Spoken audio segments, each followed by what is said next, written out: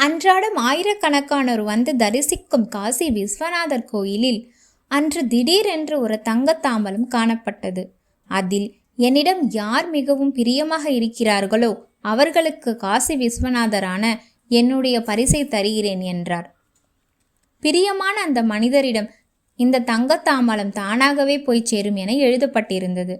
தகவல் அறிந்த அவரவர்களும் காசி விஸ்வநாதர் கோயிலுக்கு வந்து கைகளை நீட்டியபடியே தாம்பாலத்தை சுற்றி சுற்றி வந்தார்கள். இதற்கு உரியன் யாரோ, அவன் எங்கே இருக்கிறானோ என்று புலம்பி பெருமூச்சு விட்டபடியே வந்தவரெல்லாம் திரும்பினார்கள். சிவராத்திரி நாள் வழக்கத்தை விட அதிகமாகவே காசி விஸ்வநாதர் சந்நிதியில் கும்பல் இருந்தது. கல்விமான்கள், ஞானிகள், பணக்காரர்கள் என ஏராளமானோர் வந்து இருந்தார்கள். அநேகர் பார்வை தங்க தாம்பலத்தில் இருந்தது.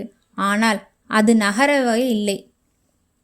அந்த சமயத்தில் விவசாயி ஒருவர், இன்றைக்கு சிவராத்திரி, கங்கையிலே போய் ஒரு முழுக்கு போட்டுவிட்டு அப்படியே விஸ்வநாதர் தலையில 2 வில்வத்தையும் போட்டுவிட்டு வரலாம் என்று காசிக்கு வந்தார். வந்தவர் கங்கையில் நீராடிவிட்டு கோயிலுக்குள் நுழையும் வேளையில் கோயிலுக்கு வெளியில் குஷ்டரோகி ஒருவர் படுத்திருந்தார். கண்ணீர் சிந்தியவராக வேதனையுடன் இருந்த அவரை கண்ட அனைவரும் முகம் சுளித்தபடி சென்று கொண்டிருந்தனர்.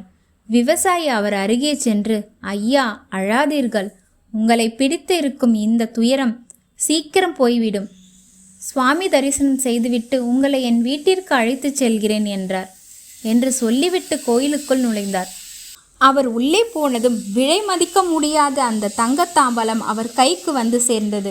கூடவே இவன்தான் மனிதன் என்று அசரீரி ஒழித்தது. தங்க மனசு படைத்த அந்த விவசாயியைப் போல நம்மால் நடக்க முடியாவிட்டாலும் பெற்று ஆளாக்கிய பெற்றோர் மீது அன்பு காட்டுவோம், சக மனிதர்களை மதித்து நடப்போம்.